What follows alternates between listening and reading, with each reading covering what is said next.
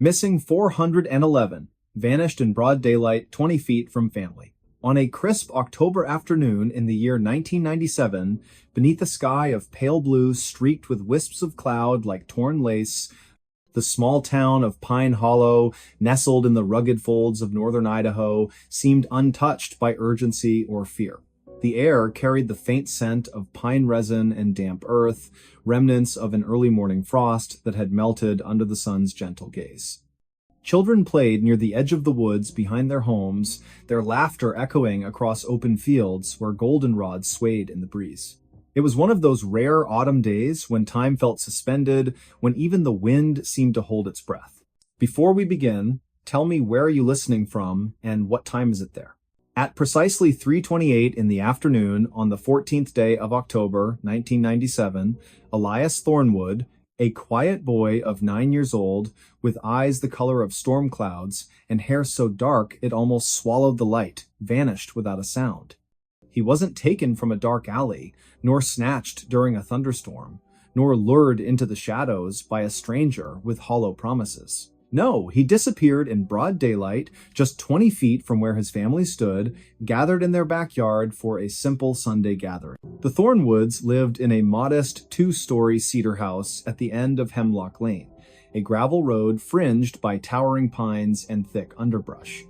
Their property backed onto the dense expanse of the Bitterroot National Forest, where deer trails wound through ferns and fallen logs, and silence often pressed against the ears like cotton. That day, Elias's grandmother, Margaret, had come down from Missoula to visit. His father, Harlan, a mechanic with calloused hands and a voice like gravel rolling in a tin can, was grilling bratwurst over a charcoal fire. His mother, Lila, wore her favorite lavender apron and stirred a pot of apple cider spiced with cinnamon and cloves. His older sister, Cora, then 11, sat cross-legged on a patch of grass, braiding daisies into a crown while humming an old folk tune passed down from her great-aunt. Elias had been playing hide-and-seek with the neighbor's son, Joran Pike, a wiry boy with freckles scattered across his nose like pepper. They'd agreed on boundaries, the fence line, the old oak tree with the tire swing, and the edge of the woods, which both parents had strictly forbidden them from crossing. Not beyond the stump, Harlan had said earlier, pointing to a moss-covered log half buried in ivy. That forest doesn't forgive mistakes. It was just after 3 o'clock when Joran ducked behind the woodpile near the garage, giggling as Elias counted aloud, his back pressed against the cherry tree in the center of the yard. 10, 9, 8. His voice rang clear and bright. Birds chirped in the hedges. A dog barked somewhere down the lane. The world felt safe, predictable. When Elias reached 0, he turned, scanned the yard, and called out, "Ready or not?" He found Joran quickly, bursting from behind the logs with a triumphant whoop. Then came the next round. This time, Elias hid. He darted toward the far side of the yard, near the rusted garden shed where tomato vines curled around broken trellises. He crouched low, pressing himself into the shadow of the wall, heart thudding with excitement. The plan was simple. He would stay hidden until Joran gave up and called his name. But he never emerged. 3:28. That's when Cora first noticed. She looked up from her flower crown, squinting across the lawn. "Where's Elias?" She asked, her voice light at first, tinged only with mild curiosity. No one answered immediately. Harlan flipped a sausage with tongs. Lila poured cider into mugs. Margaret rocked gently in the folding chair, knitting needles clicking. "Elias?" Cora called again, louder this time. Still nothing. Joran frowned. "He was right here. I saw him go behind the shed." Harlan set the tongs down. "Elias, enough hiding now." Silence. Then, movement, a flicker of unease passing between the adults like a cold draft under a door. Lila wiped her hands on her apron and walked toward the shed, her steps quickening. "Elias? Sweetheart, come out. Dinner's ready." She peered around the corner. Nothing. Just a scattering of fallen leaves and a single red sneaker lying on its side. Her breath caught. "Harlan?" Her voice cracked like dry wood. "He's not here." Within seconds, the peaceful backyard erupted into chaos. Harlan sprinted to the shed, circled it twice, then pushed through the tall grass toward the tree line. "Elias! Elias!" His shouts tore through the stillness, sharp and desperate. Joran began to cry. Cora stood frozen, clutching her unfinished daisy chain, her knuckles white. Margaret rose slowly, her knitting falling to the ground. "He wouldn't go into the woods," she whispered. "He knows better." But the truth was undeniable. The boundary line marked by the old stump had been crossed. A trail of crushed ferns and disturbed soil led directly into the trees. And then, abruptly, the trail ended, as if the earth itself had swallowed him whole.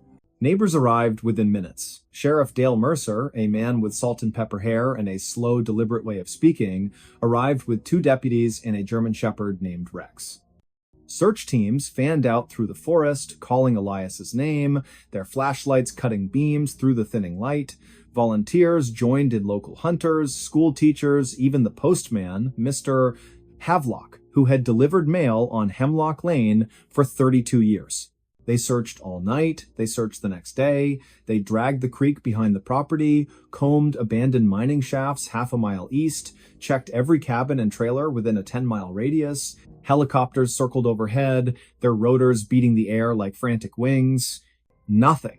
No footprints beyond the initial trail, no clothing snagged on branches, no signs of struggle, no ransom note, no suspicious vehicles reported. Elias Thornwood had simply ceased to exist, 20 feet from the people who loved him most. The investigation stretched for months. FBI agents reviewed grainy security footage from a gas station 3 miles away useless.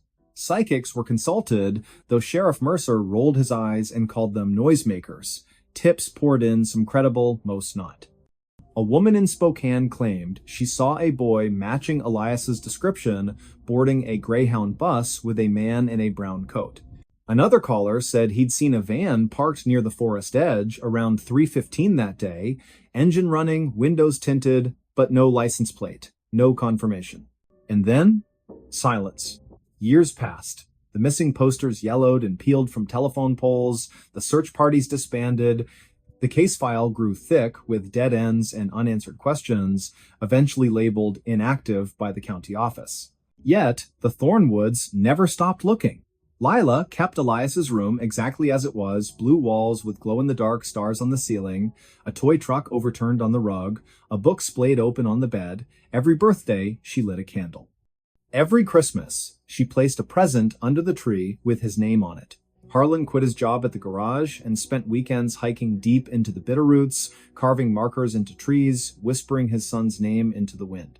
Cora, once a carefree girl with wildflower crowns and scraped knees, grew into a woman haunted by memory. She studied forensic anthropology at the University of Montana, determined to understand how someone could vanish without a trace. She wrote letters to missing persons databases, compared Elias's case to others, especially those in national parks or remote areas.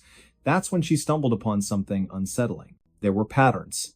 Boys, mostly between the ages of 8 and 12, disappeared near forests, often within sight of family, no evidence of abduction, no bodies ever recovered. Cases scattered across different states, Montana, Colorado, New Hampshire, West Virginia, but clustered strangely around protected wilderness areas, federal land, regions with limited surveillance. One researcher, David Paulides, had compiled dozens of these cases under a project he called Missing 411. When Cora read his work, her blood ran cold. Elias's disappearance fit the profile perfectly: daylight, proximity to family, sudden absence, lack of forensic evidence. Even the terrain matched: soft soil, dense canopy, poor cell reception. But why? What connected these children? Some theories surfaced: wild animals, though no claw marks, no remains; runaways, though none left notes or took belongings; foul play by strangers, yet no witnesses, no DNA.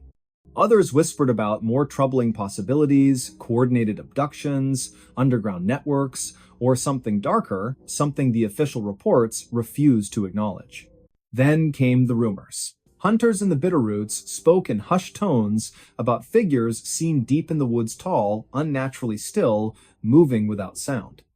Old-timers recalled stories from native elders about the vanishing people, spirits said to dwell in the high timber, who took children who strayed too far. Some believed the forest itself had a consciousness, a hunger. Sheriff Mercer dismissed such talk. Grief makes people see ghosts, he said once, leaning against his cruiser outside the diner on Main Street. Truth is, sometimes bad things happen for no reason, and sometimes we never get answers. But Cora couldn't accept that. In the spring of 2016, 17 years after Elias vanished, she returned to Pine Hollow with a team of researchers and a drone equipped with thermal imaging. They scanned the forest floor, focusing on the area just beyond the stump. On the third day, the drone detected an anomaly, a shallow depression in the earth, roughly the size of a child, partially concealed by roots and moss. Soil samples revealed traces of human decomposition, but DNA testing yielded inconclusive results. Too degraded, too old.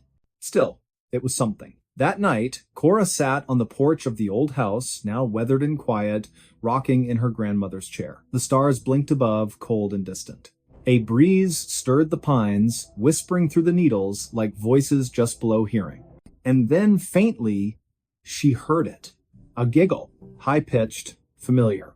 It came from the edge of the woods. She stood, heart hammering, eyes fixed on the darkness.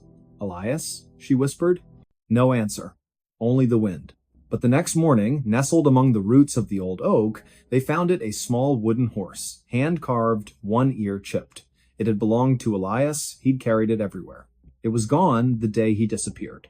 Now it was back. No fingerprints, no footprints, just the toy, resting on a bed of pine cones as if placed there with care. The local news picked up the story briefly. Ghostly return read one headline. Mystery deepens in cold case, said another. But soon, attention faded. Life moved on. Except for Cora. She now lives in Pine Hollow year-round, working from a home office filled with maps, photographs, and binders labeled Project Echo, her personal archive dedicated to unresolved disappearances. She gives lectures at universities, appears on podcasts, urges families to speak up, to question, to remember, and every October 14th at precisely 3:28 in the afternoon, she walks to the edge of the woods, stands at the moss-covered stump, and calls her brother's name. Sometimes, she says, the wind answers. Other times, the silence is unbearable. But she continues, because as long as one person remembers, Elias Thornwood is not truly gone. And perhaps, just perhaps, he is waiting. Waiting for someone to finally listen. To finally look not just outward into the trees, but inward into the spaces between memory and myth, where truth sometimes hides in plain sight. Like a child behind a garden shed, smiling, counting down until someone finds him, or until the forest takes another. The stories. Phone recording documented their final minutes. The file that surfaced last winter was short and brutal, and local dispatch confirmed the voices matched a missing maintenance pair. Greta Lyle, 32, a small-town reporter, listened 3 times before writing anything because the last minute hid everything important. Greta lived in a valley where the hills felt close and the roads curled between pines that ate cell bars after mile 6. Her editor wanted a follow-up on the county's mothballed call boxes, and she planned a simple piece about budgets and weathered steel. The plan changed when a man left a padded envelope at the office desk, and the receptionist slid it toward Greta. Inside lay a cheap thumb drive and a handwritten note that said, "Play it now," which was not exactly subtle guidance. The audio began with tires crushing wet grit and a fan belt squeal, then a breathy laugh that carried a little nervous catch. A woman said, "Hit record anyway," and a man replied, "We will just send it to Burgess later," and gravel pinged the undercarriage. Greta paused there and rewound because archived calls mentioned a supply clerk named Burgess, and the tone was easy routine. Dispatch had logged their crew leaving the yard after lunch, and the destination was a ranger turnout near a decommissioned radio tower. The county named them as Mara Keene, 29, and Colby Ash, 33. Both contract road technicians paid hourly wages. They were fixing marker posts along a flood reroute where tourists kept missing the detour, according to a memo Greta later obtained. She kept a yellow notebook, and she recorded exact timestamps straight from the audio, then cross-matched with the dispatch exit time. Static rose and fell like weak FM, which fit a corridor where the timber wall trapped signals, something locals complain about every spring. The woman on the file spoke again, and her voice changed colors like people do when they feel watched, but pretend they do not. "Do you see that cone?" she asked, and the man said, "Not our brand." Then the truck door chirped, then another small, impatient silence. 2 clicks sounded like metal against plastic, which Greta later matched to the folding rod used to set reflective stakes at bends. A train horn cried far away with 2 short blasts, then 1, and Greta wrote that pattern down and circled it 3 times. A witness told her a freight line hugs the river, and the drainage there creates its own echo that stacks horns out strangely. If the pattern matched that schedule, she could place the recording on a map within minutes, which is all any timeline really needs. At 23 minutes in, a male voice new to the scene drifted across the microphone, thin and half-carried by the wind. "You folks need a hookup," he said. And a second voice we never hear again muttered something that sounded like numbers and road letters. Greta paused again and wrote an underline under the word hookup because that is tow slang, and Colby worked nights at an actual wrecker. He would not pay cash for a roadside pull unless something felt wrong, and the county did not call contractors to rescue their own truck. Colby said, "We are good," and the stranger answered, "Road is closed ahead," which matched a rumor about impassable washouts that week. Greta called the county shop and asked about the washouts, and a foreman said the road was soft but open with flagged cones. The file captured an engine idling close, and a beeper chirped 3 times, the exact rhythm used by older reverse alarms on flatbeds. A chain clinked against a bumper, and the woman whispered, "We should go." Then the phone scuffed fabric as someone reset their grip. Greta listened to that fabric sound again and again because the microphone scraped a zipper, which gave brand and suggested jacket style. She went to the surplus store and found county-issued windbreakers with chunky metal pulls that rasp exactly like the noise at 19. The envelope had no return address, but courier records put it at a copy shop where a camera watched the counter until closing time. The clerk remembered a man with a field jacket and a gray cap, and he bought a single USB stick with cash and no receipt. Greta did not print that part, and she did not share it with anyone besides her editor, because he asked for caution and patience. Instead, she drove the turnout on a weekday afternoon and brought a friend who knew rail schedules, then they listened at the shoulder. The freight line sang through the ravine, and the horn called twice, then once, and the echo folded back with the same aching cadence. She drew a circle over the map where that sound best fit, then paced off the shoulder and found a rut that bit deep and straight. Down the slope, hidden by alder, lay an abandoned call box faceplate with new screws driven into old holes, clean and too shiny. The county had removed the boxes after a storm in 2019, and crews reported salvage thieves yanking wire for quick cash. Greta photographed the screws and the plate, then noted fresh shoe prints with a square heel that looked like a hardware store special. Her phone had no bars, so she returned to town and requested traffic camera pulls for the nearest intersection where coverage still worked. A state tech sent stills from a ridge camera that framed taillights heading toward the turnout after midday in a light, steady rain. One frame showed a retired tow truck with faded lettering, and the next showed the county pickup tucked behind it like a shy cousin. Greta played the audio again and caught a faint double click at 29, the sound of a handheld radio powering and squelching. That detail mattered because the county monitors one frequency while tow outfits use another, and she recognized the wrong hiss entirely. She interviewed a grocery clerk who stocked drinks near the bin of hand warmers, and he remembered selling 2 sleeves to a road tech. The receipt time sat within 10 minutes of the exit log, and his detail about the jacket patch matched the issued windbreakers perfectly. A bartender at the junction recalled a flatbed guy bragging about his old badge from a volunteer rescue club that folded years ago. He liked to flash it to get lanes cleared, and he kept a coil of chain in the cab, and he always smelled like 2 cycle gas. Greta ran the plate fragments from the ridge stills through a spreadsheet of county surplus auctions, and one number set rang familiar. A retired truck had been sold to a seasonal contractor 5 years back, and that contractor worked grading crews through 3 winters. She asked the yard boss for copies of work orders and found add-ons for road closures that never reached the public board for posting.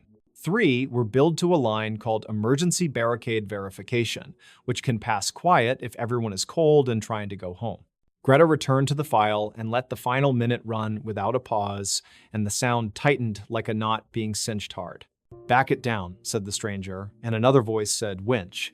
Then the engine strained, then the woman whispered, "No, wait, please." Her phone captured boots on gravel and a hollow shutter like a box panel being struck by a fist, then a clatter of chains settling again. Colby said, "We are leaving," and the stranger replied, "Road is closed." Then something metallic squealed, and the microphone hit the seat. Greta recognized the squeal later when a mechanic showed her a retired foot brake on that model, which locks if someone yanks hard. A second engine revved and then drifted away, and the train horn cried again, which pinned the window tighter than any wristwatch could. The file ended with water, sound, and wind, and then a barely audible sentence that a lab enhanced for the sheriff before the case closed. A female voice whispered, "He is not alone," which fits the bartender's story, and one traffic still that shows a second vehicle tailing the flatbed. Greta never wrote the name of the contractor who later died in a solo wreck on a dirt connector above the timberline in early spring.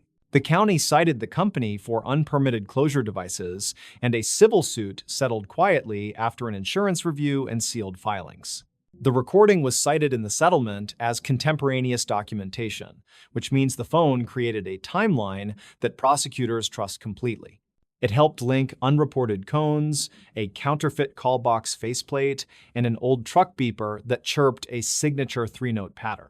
Greta visited the turnout one more time when the snow melted, and she stood where the ruts cut dark through the alder roots. She listened for horns and for chain, and she watched the waterline move, and she wrote names she would never print anywhere. A retired dispatcher took her call and confirmed that a training tape from 2015 uses the same 3 beeper chirps. It teaches rookies to ignore unauthorized closures unless a county badge verifies, because anyone can buy cones and a safety vest. Greta asked him what he remembered most from long nights watching a map blink, and he said mistakes always make more sound than luck. He said a good tech marks those sounds. Then he asked if she could hear her own pencil scratching when she replayed the last minute. She told him yes, and she told him about the zipper scrape that matched the metal pull, and he laughed, then he went quiet. He said that noise meant the person tried to pocket the phone without breaking the recording, which is a trick dispatchers teach. The bartender called once more and said a woman had started bringing flowers to the turnout, and she left them at the alder cut. He asked if Greta thought the woman was family, and Greta said she did not know and that strangers honor strangers more than most. The editor killed 2 paragraphs about the towing club because it would invite noise, and he preferred the clean arc of small clues. Greta agreed, because the point was not a club or a badge or a wreck, but the way ordinary objects built a clear end. She listened one last time and heard something she had missed, which happens when minds want answers and forget to trust the quiet. The very first second carried a shy sigh like people make when they press record and pretend they are not scared of new evidence. Greta printed that detail and moved it near the top, and she explained that simple acts create proof that survives strangers and storms. She never used the word hero, and she never used wild language, and she left the title to her editor, who kept things plain. When the story ran, the county announced a permanent fund for roadside beacons that log closures to a public map without excuses. Visitors call it the green light board, and techs call it the quiet wall, and the valley calls it the keen rule. Greta keeps the thumb drive in a small drawer, and she checks the timestamps now and then, and they have not changed. She believes the last decision Mara and Colby made was to document, and that choice laid stepping stones across a very dark place. The valley will always have roads that curl into quiet, and someone will always think cones look official when no one is watching. She writes that the recording made their last minutes heavier than memory, which fades and bends, and lighter than rumor, which never ends. On clear nights, the ravine carries sound like a wire, and 2 short horn calls followed by 1 still tag the hour. Greta parks on the shoulder, keeps her phone in her pocket, and lets the quiet work without her voice explaining every piece. The story of the thumb drive is not about a monster in the trees or a curse pinned to bad weather. It is about a phone and a breath and the way background noises can draw a map that people can follow later. She ends notes with a sentence she never printed, because printed promises feel heavier than memory deserves when strangers are gone. Someone pressed record, and someone stayed brave for long enough, and the evidence they made did not let the valley forget. They found a shipwreck, but it wasn't supposed to exist. It was late autumn in the year 1957 when a group of marine surveyors working off the coast of Maine stumbled upon something that defied every known record, something buried beneath layers of silt and kelp cradled by the cold Atlantic floor. The vessel, partially collapsed but unmistakably intact in sections, lay at a depth of nearly 200 feet just beyond the continental shelf near Monhegan Island. What made the discovery so unnerving wasn't merely its condition, it was the design. The hull bore no resemblance to any documented ship from the colonial era, nor did it match the blueprints of early American fishing vessels or merchant schooners. Its structure was sleek, almost futuristic for its time, with riveted plating arranged in an unusual spiral pattern and portholes shaped like ovals rather than circles. Most peculiar of all, there were no markings, no name, no registry number, nothing to suggest where it came from or who had sailed her. Before we begin, tell me, where are you listening from and what time is it there? The team, led by Silas Thorne, a wiry, weather-beaten oceanographer with salt-crusted boots and a permanent squint from years spent scanning horizons, had been mapping the seabed for potential oil deposits when their sonar picked up an anomaly. At first, they assumed it was a submerged rock formation, perhaps an ancient glacial deposit left behind by retreating ice sheets. But as the remote-operated camera descended through the murky water, the image on the monitor shifted from shadow to shape and then, suddenly, into undeniable form. A ship. Not just any ship, but one that looked as though it had been placed there deliberately, like a secret meant to stay hidden. Silas leaned forward in his chair aboard the research vessel Auriga, his breath catching in his throat. "Back it up," he said, voice low, almost reverent. "Just a few feet, let's get a wider angle." The technician obeyed, guiding the submersible drone backward. And there, illuminated in the beam of its spotlight, the full silhouette emerged long, narrow, with a prow that curved upward like the beak of some prehistoric bird. No sails, no smokestacks. Just smooth metal, stained green with corrosion, yet still holding its shape after decades, perhaps centuries, beneath the waves. "What in God's name?" murmured Elric Voss, the expedition's lead historian, a man whose knowledge of maritime archaeology spanned 3 continents. He adjusted his glasses, peering at the screen as if trying to decipher a dream. "That isn't 18th century. Not even close. Look at the bow. There's no reinforcement for ramming, no figurehead mount. This isn't built for wind, it's built for speed." The date was November 12th, 1957. The sky above the Auriga was overcast, heavy with the promise of winter storms. Waves slapped against the hull with a steady rhythm, and the air smelled of brine and diesel. Inside the cramped control cabin, tension hummed like a live wire. Every eye was fixed on the monitor, every breath seemed too loud. They sent the drone closer, the camera swept across the deck, or what remained of it. Hatches were sealed shut, fused by time and pressure. One side of the ship had caved inward, likely from implosion or collision, but the other remained surprisingly intact. Then, as the light passed over a recessed panel near the stern, something glinted. Not metal, glass, crystal. The technician zoomed in. Embedded in the hull was a circular window, thick, convex, and darkened with age, but behind it, faintly, something shimmered. A reflection. Or perhaps movement? "No," Elric whispered. "That's impossible. Could be sediment shifting," someone offered, though their voice wavered. Silas didn't respond. He stared, unblinking, because for a fraction of a second, less than a heartbeat, he thought he saw a shape pass behind the glass. A silhouette. Human? Not quite. Too tall. Too still. They pulled the drone back immediately. Protocol demanded caution. Unknown wrecks could be unstable, even dangerous. But curiosity, once ignited, is not easily quenched. That night, aboard the Auriga, the crew gathered in the mess hall, steaming mugs in hand, voices hushed, logs were reviewed, charts studied. No vessel matching the description had ever been reported missing in those waters, no distress calls, no sightings, nothing. And yet, there it was. Over the next 3 days, they launched 2 more dives. Each time, the images grew clearer. Inside the ship, via a breached section near the midship, the camera revealed corridors narrow, sloping downward at a slight incline, lined with smooth walls that looked almost molded, not welded.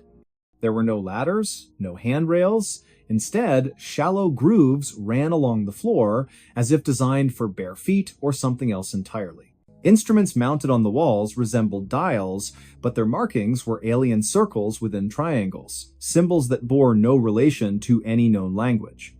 One device, partially intact, emitted a faint hum when the drone's light touched it, a vibration so low it was felt more than heard, resonating through the submersible's frame. Elric spent hours comparing the findings to classified naval projects, Cold War prototypes, even rumored Soviet stealth crafts. Nothing fit. The materials alone, alloys later identified as a titanium-zirconium composite, were not in use until the 1980s. How had such a ship ended up at the bottom of the Atlantic in what appeared to be a state of preservation far exceeding its age? Then came the photograph. On the 4th dive, the drone captured an image inside what might have been a control room. In the center stood a pedestal topped with a translucent sphere, cracked but still glowing with a soft internal light blue, pulsing faintly like a slow heartbeat. Around it, 6 seats were arranged in a semicircle, each molded to the shape of a body, but not a human body. The limbs were elongated, the spine curved unnaturally, the headrests were too large, too high. Silas refused to believe it. It's erosion, he insisted. Water distortion, trick of the light. But Elric knew better. He had seen cave paintings in France that depicted beings with stars for eyes. He had read declassified documents about Project Sign, about pilots who spoke of disc-shaped objects over New Mexico in 1947. This was different. This was physical, tangible, buried, yes, but waiting. The decision was made to bring up a sample. A small fragment of the hull, carefully extracted using hydraulic cutters. It was placed in a sealed container, stored in the ship's lab.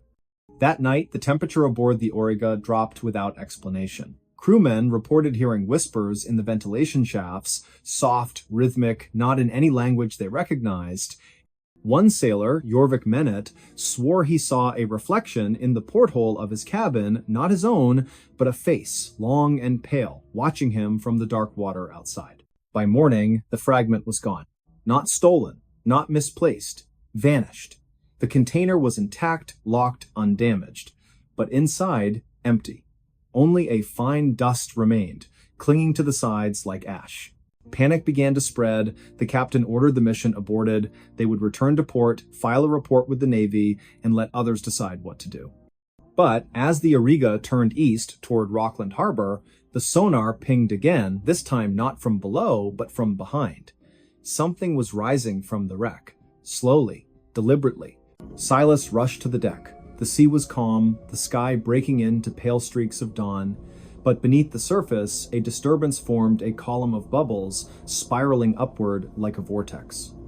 And then, for just a moment, the water shimmered, as if refracting light from an unseen source. A low tone echoed through the hull, deep and resonant, vibrating the bones of everyone on board. No one spoke, no one moved, and then silence. When they reached shore, the official report cited equipment malfunction, sonar misinterpretation, and possible geological activity. The footage was classified, the logs were sealed, the crew dispersed, some transferred, others retiring abruptly. Silas Thorne submitted a detailed addendum, only to have it returned with a single sentence stamped across the cover. Information not consistent with established records. He never spoke of it again, not publicly. But in the attic of his cottage in Boothbay Harbor, tucked beneath a loose floorboard, he kept a notebook. Pages filled with sketches, coordinates, and one haunting phrase repeated over and over, as if trying to convince himself it wasn't supposed to be there, it wasn't supposed to exist. Years passed. The story faded into rumor told in hushed tones at coastal bars, scribbled in the margins of obscure journals. Some claimed the wreck resurfaced during a storm in 1973, seen by lobstermen off Matnicus Isle. Others said the Navy recovered it in secret, towing it under cover of fog to a facility in Portsmouth. A few even believed the ship was never human at all, that it had arrived from somewhere else, crash landing in the ocean long before history began recording names and dates. Elric Voss, in his final interview before passing in 2004, was asked if he thought the truth would ever come out. He paused, then smiled faintly. "Truth?" he said. "Sometimes the truth isn't something you find, it's something that finds you. And perhaps, somewhere beneath the cold rolling waves off the coast of Maine, it's still waiting.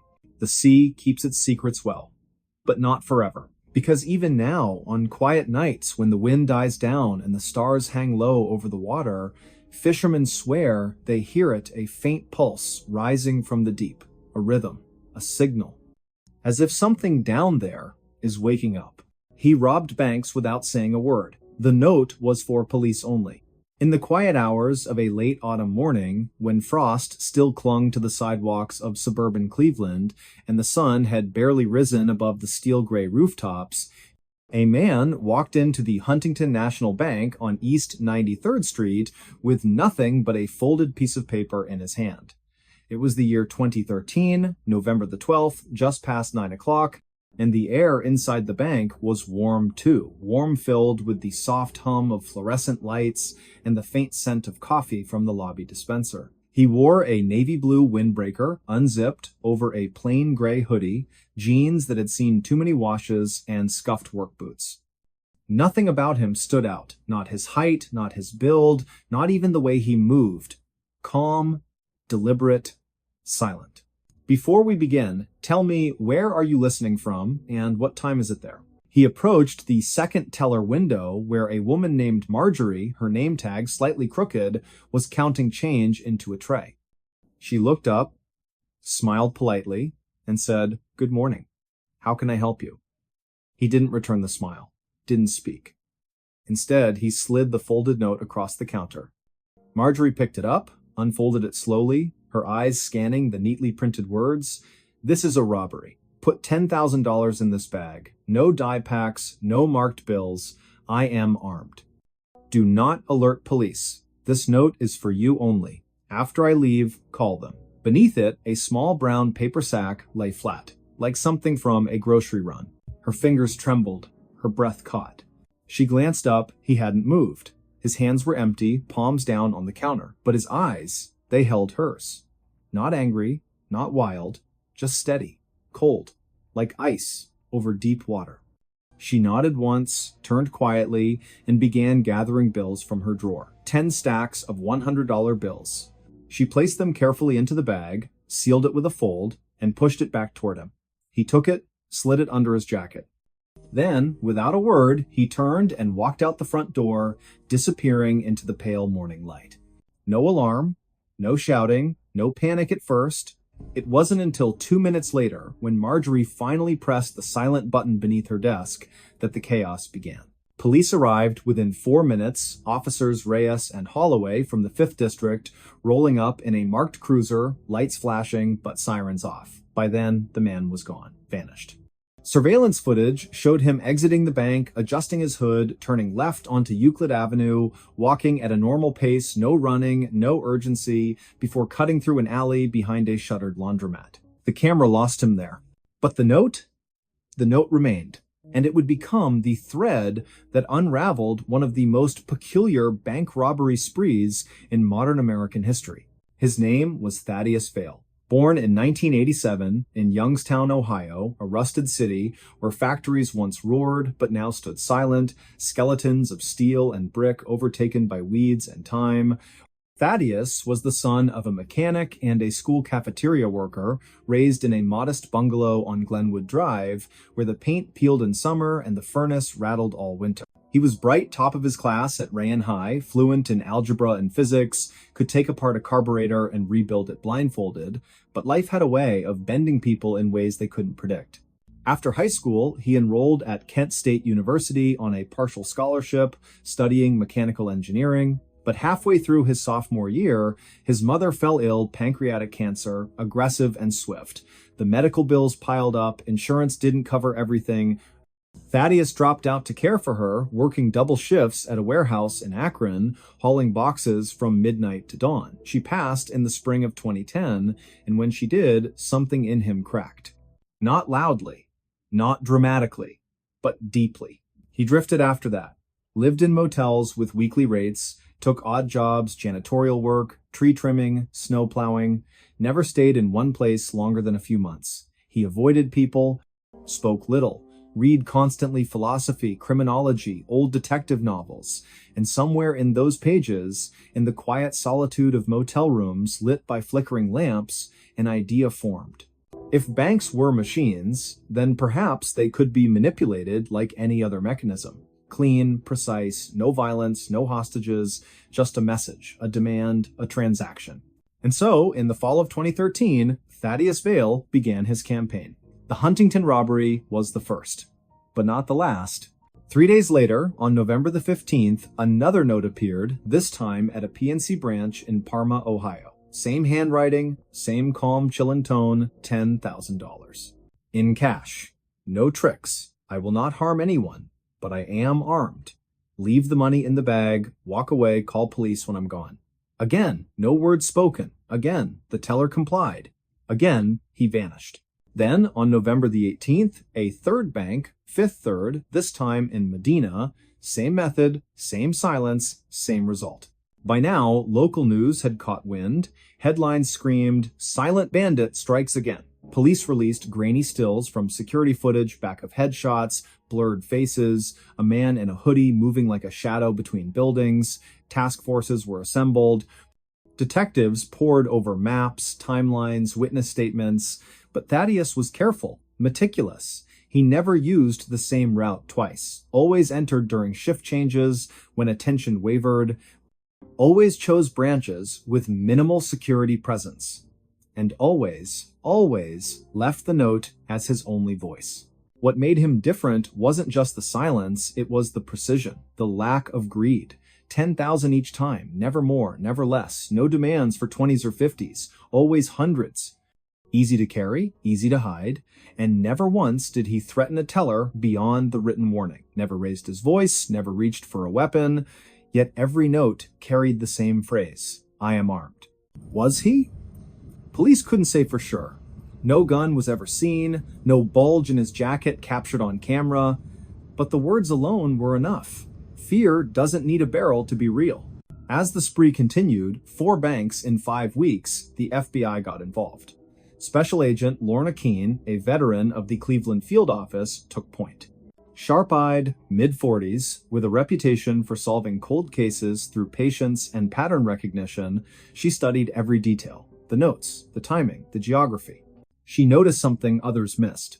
All the banks were within a 30-mile radius of Cleveland. All were mid-sized branches, not the biggest, not the smallest.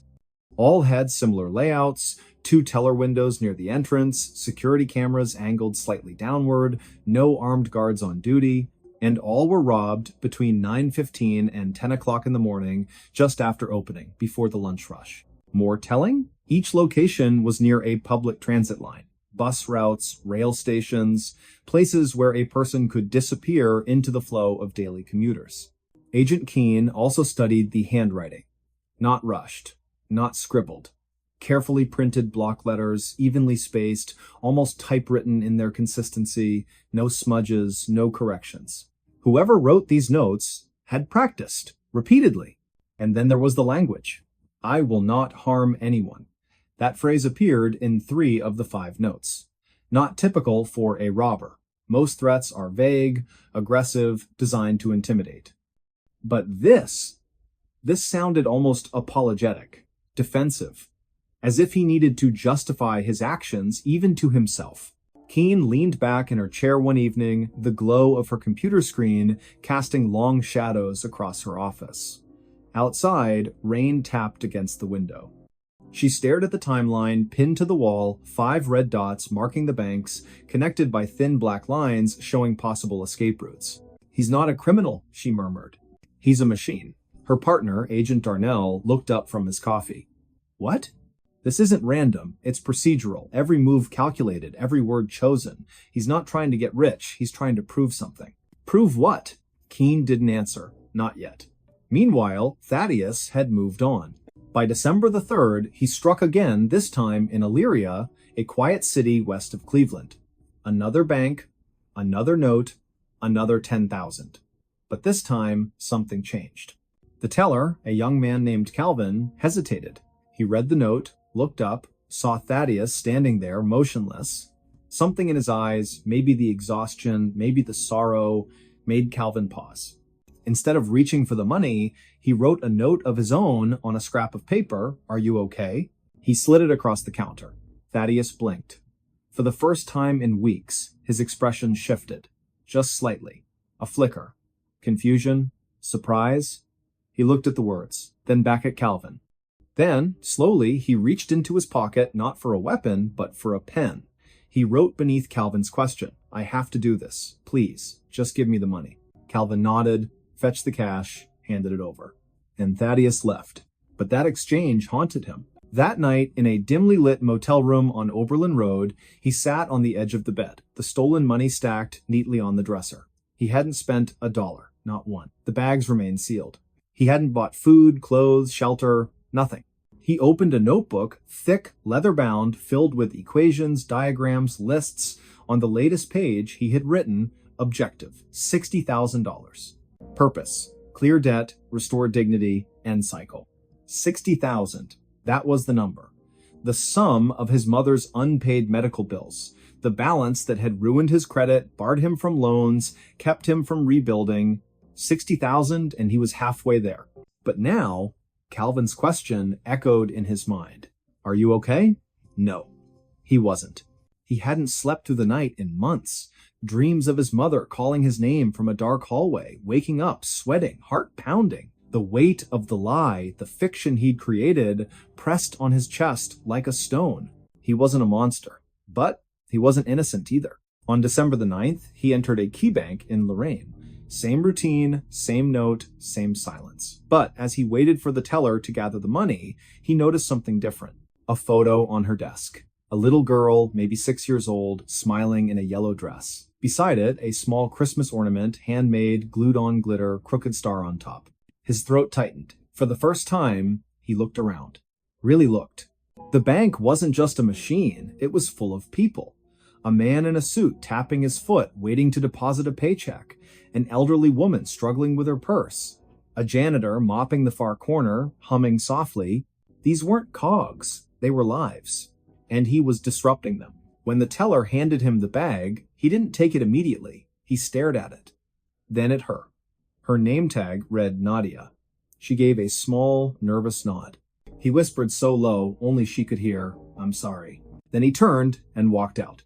But not far. He didn't go to the alley. Didn't vanish. Instead, he sat on a bench outside a gas station half a block away, the bag at his feet, his head in his hands.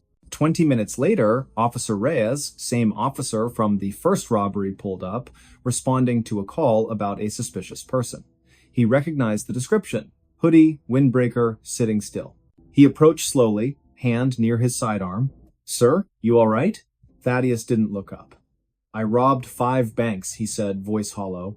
"The money's in the bag. I didn't spend it. I want to turn myself in." Reyes froze. "You what?" "I have the notes. Everything. I'll cooperate. Just don't shoot me." And just like that, it was over. Back at the station, Thaddeus was processed quietly. No cuffs at first, no shouting. When Agent Keene entered the interrogation room, she studied him for a long moment. "You're not what I expected," she said. He looked up. "I'm not who I thought I was either." She Saturday. "Why? Why do this?" He exhaled. "To pay my mother's debts, to stop feeling like a failure. I thought if I could fix that one thing, maybe I could start over." And the silence? I didn't want to scare anyone. I didn't want to hurt anyone. Words, they can make things worse. But a note, you can read it, decide how to respond, gives people control. Keen leaned forward. You wrote, "I am armed every time." Were you? He hesitated, then shook his head. No, I wasn't. But I knew they'd believe it. Fear works faster than truth. She nodded slowly. You're smarter than most people who do this. That's why you lasted so long, but not smart enough to know it wouldn't fix anything. No, she agreed. Money rarely does. The case made national headlines. The silent bandit surrenders. Note-writing robber claims he just wanted to be free. Some called him a criminal, others a tragic figure. A man broken by a system that offered no second chances. At trial, in March of 2014, Thaddeus pleaded guilty to 5 counts of bank robbery. The judge, a stern woman with silver hair and tired eyes, listened to his statement. I made a choice, he said, voice steady but quiet. A wrong one. I thought I was correcting a mistake, but I only made another. I accept responsibility. And I apologize to the tellers, to the banks, to everyone I frightened. I'm not asking for mercy, just understanding. The courtroom was silent. The judge sentenced him to 6 years in federal prison, time credited for time served, minimum security, eligible for parole in 3. As he was led away, Agent Keen watched from the back row. Later, she visited him at the Federal Correctional Institution in Elkton. How are you? She asked. Better, he said. I read, I write, I help teach math to other inmates. I'm thinking. About what? Starting over. Legally. Honestly, maybe becoming a counselor. For people who feel trapped. She smiled faintly. You'd be good at that. He looked out the window. Snow was falling gently over the yard. I finally understand, he said. The note wasn't for the police. It was for me. A way to pretend I wasn't really doing this. To keep my conscience quiet. And now? Now I speak. Even when it hurts. Years passed. Thaddeus was released in the summer of 2017. Found work at a community center in Toledo, tutoring teens in math and science. Slowly rebuilt his life. Paid off the rest of his mother's debts, not with stolen money, but with honest wages. He never robbed another bank. He never needed to. Because sometimes, the bravest thing a person can do isn't to take silence as armor, but to break it and speak. A ghost ship drifted into port with a fresh meal on the stove. It was the winter of 1987 when the fishing trawler Marianne V slipped silently into the harbor of Gloucester, Massachusetts, just before dawn on a brittle February morning. No lights flickered from her deck, no voices called out, no radio signals preceded her arrival. She came like a shadow drifting through fog, her bow nudging gently against Pier 6 as if guided by unseen hands. The first to notice her was Elias Thorne, a weathered dockhand with 40 years of salt in his bones and frost still clinging to the brim of his wool cap. He'd arrived early to check lobster traps, steam rising from his coffee cup curling into the pale gray sky. When he saw the vessel listing slightly, paint peeling like old skin, name barely legible beneath grime, he froze. His breath caught, not from cold, but from instinct. Something was wrong.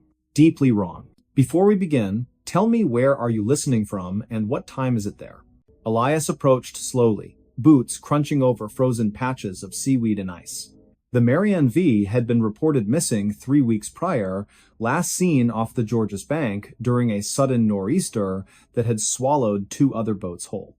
The Coast Guard had called off search efforts after 10 days, assuming all hands lost, and yet here she was, intact, afloat, and strangely, undisturbed. No signs of storm damage, no gaping holes in the hull, nothing overturned on deck, just silence. A thick, suffocating silence that pressed against Elias's ears like cotton. He called out once, twice, no answer. Then, steeling himself, he climbed aboard. The moment his boot touched the deck, he felt it a chill that wasn't from the wind. It coiled up from the wood beneath him, sharp and unnatural, as though the ship itself were holding its breath. He moved toward the wheelhouse. The door hung open, swaying slightly with the motion of the tide. Inside, the radio crackled with static, a faint loop of Morse code repeating endlessly 3 dots, 3 dashes, 3 dots SOS over and over, though the power should have been dead. The logbook lay open on the chart table, the last entry dated February 3rd. Heavy fog. Currents erratic. Can't see land. Something in the water. The handwriting grew jagged, frantic, as if written under duress. Elias flipped back a few pages. Earlier entries spoke of routine hauls, calm seas, even jokes about Captain Rourke's terrible stew. But then, around January 28th, the tone shifted. Crew restless.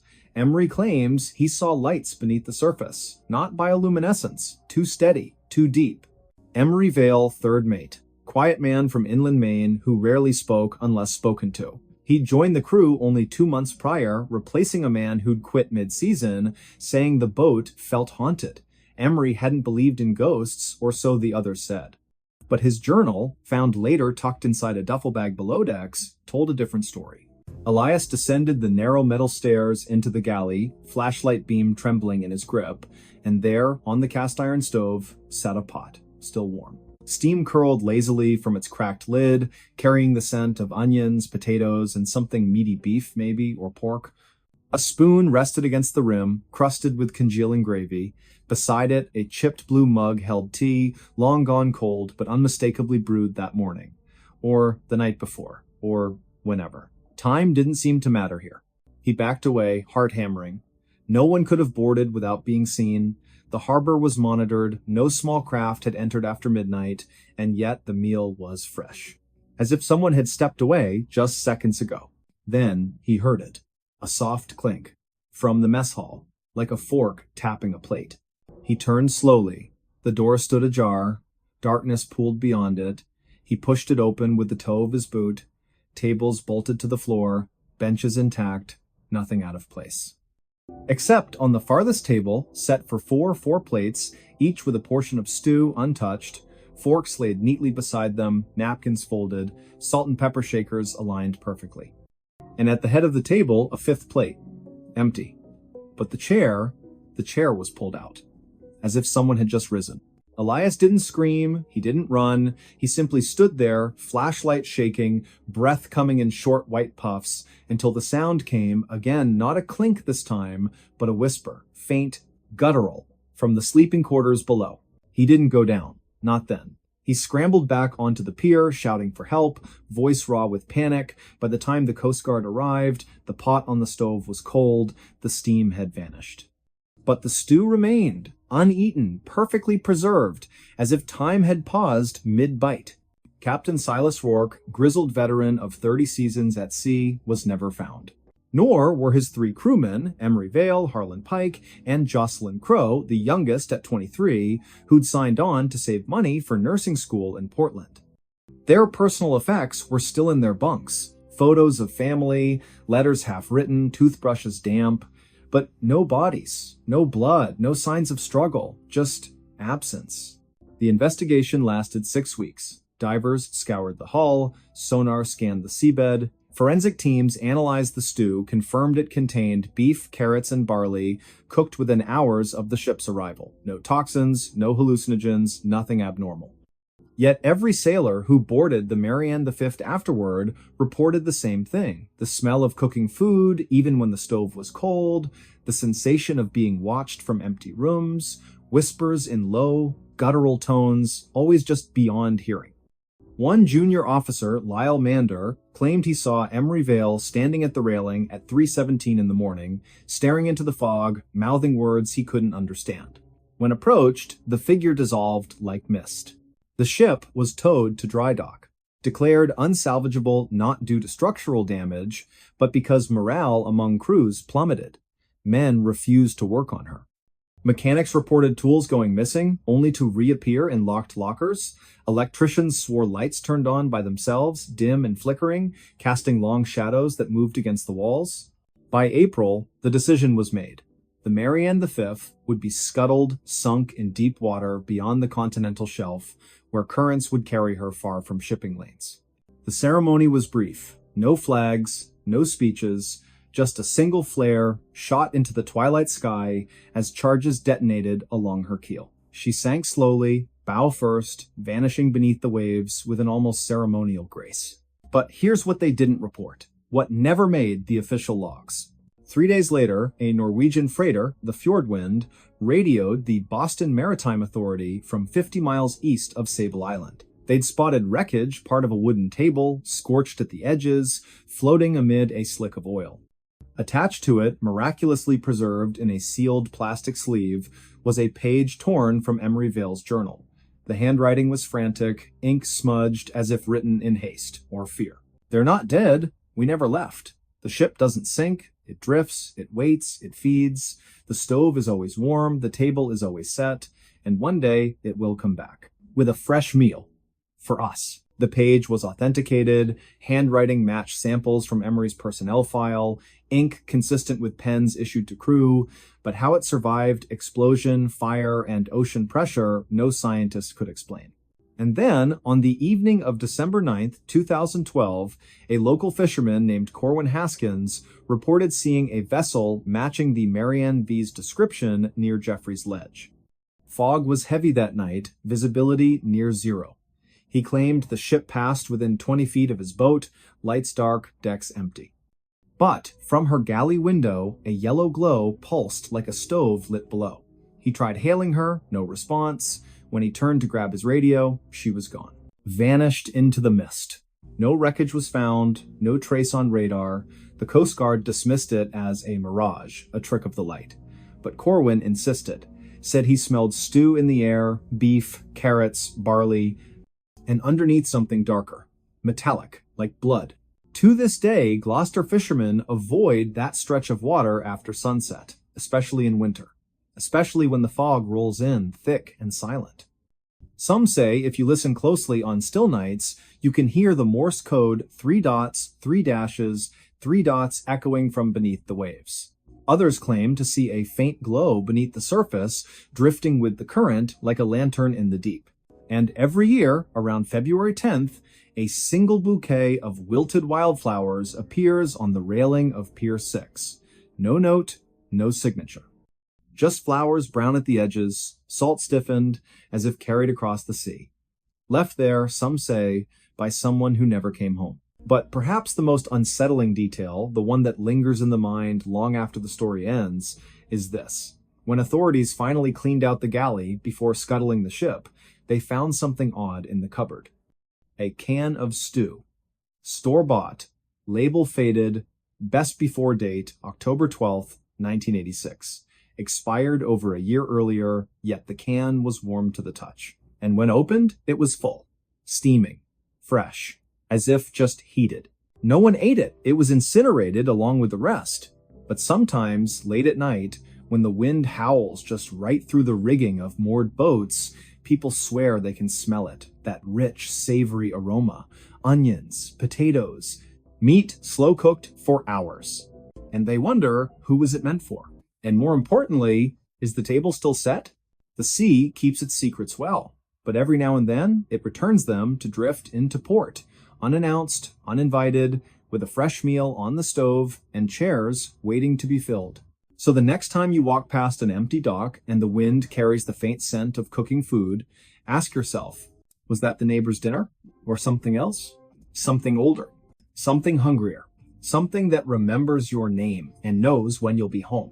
The urban legend that locals swear is real and won't talk about at night. In the hollowed hills of northern West Virginia, where the trees grow thick and the valleys swallow sound like secrets never meant to be spoken, there's a stretch of road locals avoid after sundown. Not because it's dangerous in the usual way, no sharp curves, no history of accidents, but because something walks there, something that doesn't belong. The road is called Hollow Creek Lane, winding through the unincorporated township of Gormley Mills, a place so small it doesn't appear on most maps, and so quiet that even birds seem reluctant to sing past twilight. Before we begin, tell me, where are you listening from and what time is it there? It was late autumn in the year 1987 when the first official report came in not to the sheriff's office, but whispered between neighbors over cracked porcelain cups of black coffee. A woman by the name of Thalia Mercer, who lived alone in a weather-worn clapboard house just off Hollow Creek Lane, claimed she saw a figure standing at the edge of her cornfield one evening. She said it wasn't tall, not exactly, but wrung its limbs too long, its head tilted at an angle that made her stomach twist. It didn't move, didn't blink. Just stood there, facing her porch, as if waiting for an invitation she had no intention of giving. Thalia was known in Gormley Mills as a practical woman church every Sunday, grew her own vegetables, kept a loaded 38 inches her nightstand since her husband passed in '69.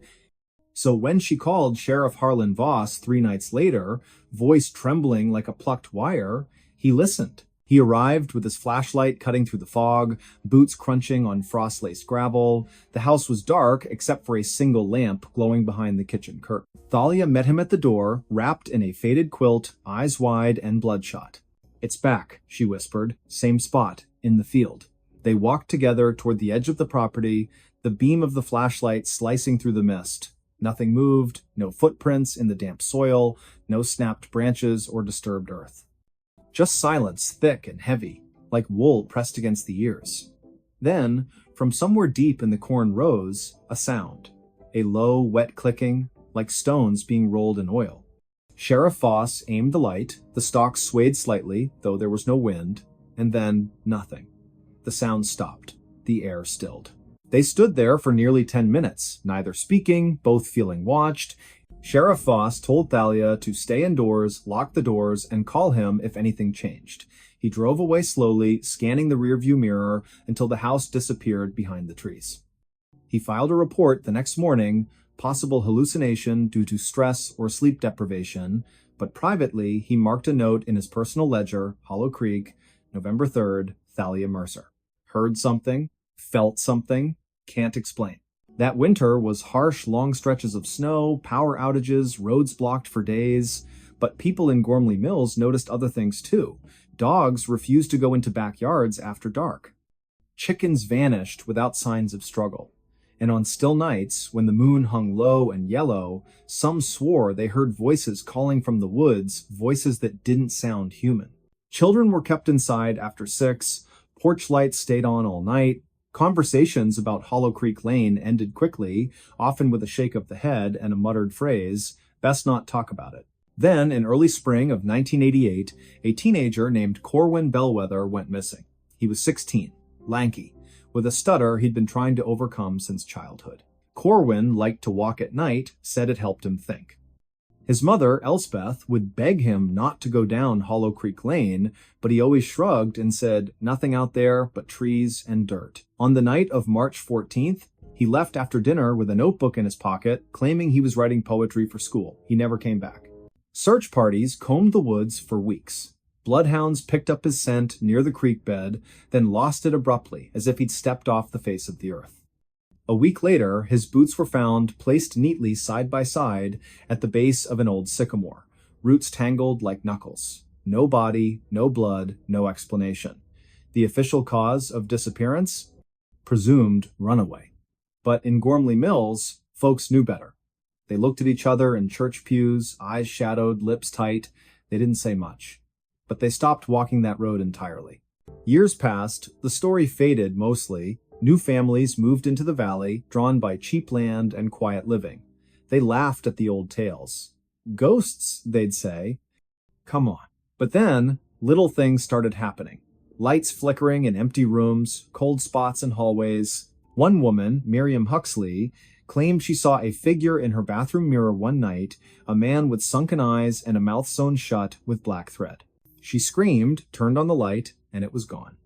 The next morning, she found a single muddy footprint on the linoleum leading from the bathtub to the door, but the windows were locked. The house had no basement access. In 2005, a documentary crew from Pittsburgh arrived, determined to debunk the myth. They set up cameras along Hollow Creek Lane, motion sensors, audio recorders. For 2 nights, nothing. On the 3rd, at precisely 2:13 in the morning, every device failed simultaneously. The footage showed only static, but audio captured a whisper, faint at first, then clearer. You're not supposed to see.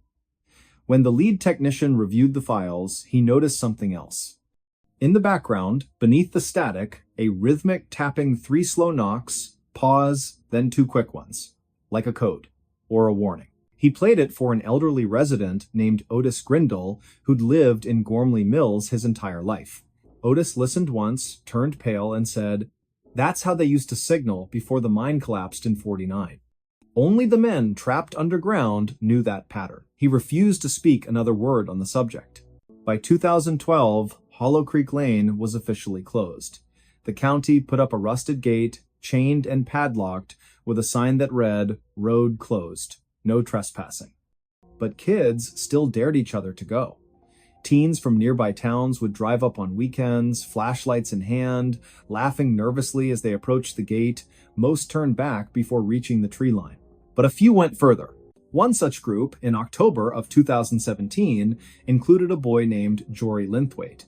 He was 17, curious, raised on horror films and internet creepypastas. He didn't believe in ghosts, he believed in adrenaline. That night, he and 3 friends cut the chain with bolt cutters and slipped through. They brought cameras, a Ouija board, even a EVP recorder. They set up camp near the old sycamore where Corwin's boots were found. At first, it was jokes. Flashlight beams dancing through the trees, mocking whispers. Then, around 1 o'clock, the temperature dropped sharply.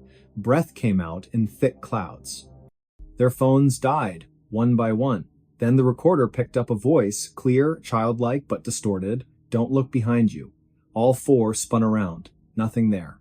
But when they turned back, the Ouija board planchette had moved on its own, spelling "Leave now." They packed up fast. As they ran toward the gate, Jory tripped. His friends thought he'd caught his foot on a root, but when they stopped and turned, Jory wasn't getting up.